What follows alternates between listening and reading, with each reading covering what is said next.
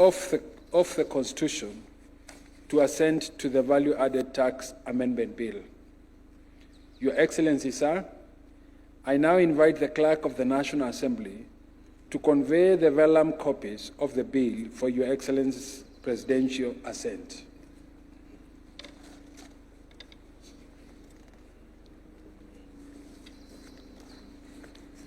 Your Excellency, good morning, Your Excellency.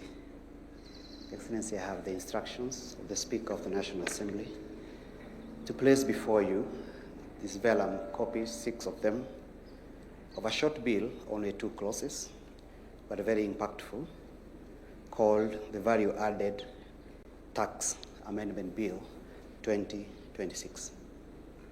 This bill, Your Excellency, was introduced in the House by the Deputy Leader of the Majority Party, the distinguished member for Kilifi North, on behalf of the Majority Party.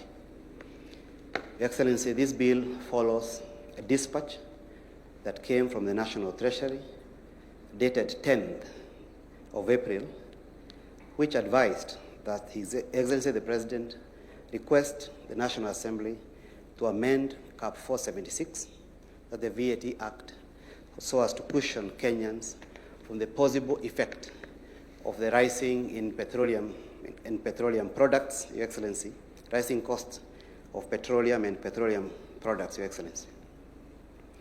The bill, Your Excellency, was introduced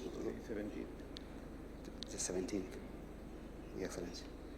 The bill was introduced and passed in a record time yesterday on 16th, Your Excellency, in all stages, first reading, second reading, Committee of the Whole House, and third reading. In a nutshell, Your Excellency, this bill amends Section 6 of the VAT Act. Currently, Section 6 of the VAT Act permits the Cabinet Secretary for the National Treasury to vary VAT by a percentage not higher than 25%. That's the standard VAT, which is currently set by law at 16%.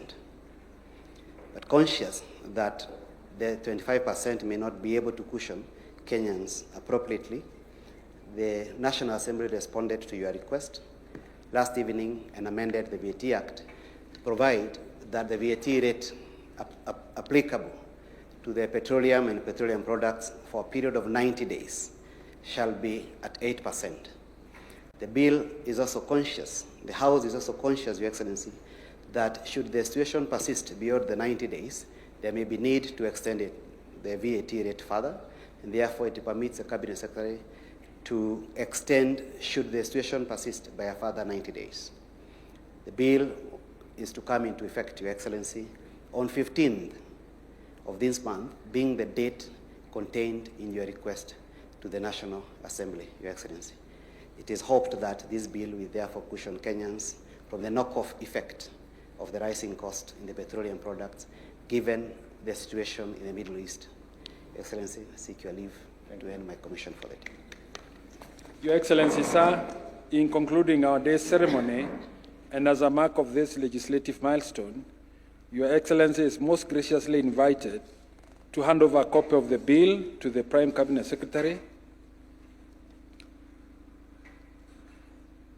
to the Attorney General for publication into law, to the Cabinet Secretary for Energy and Petroleum,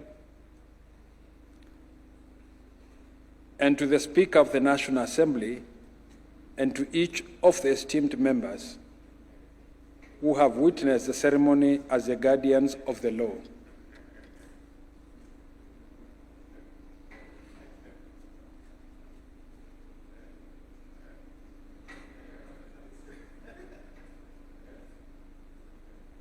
Sir, in a symbolic display of the interdependence between the legislature and the executive, Your Excellency will open and display a ceremonial copy of the Act, while all the other members display an encased closed copy of the Act.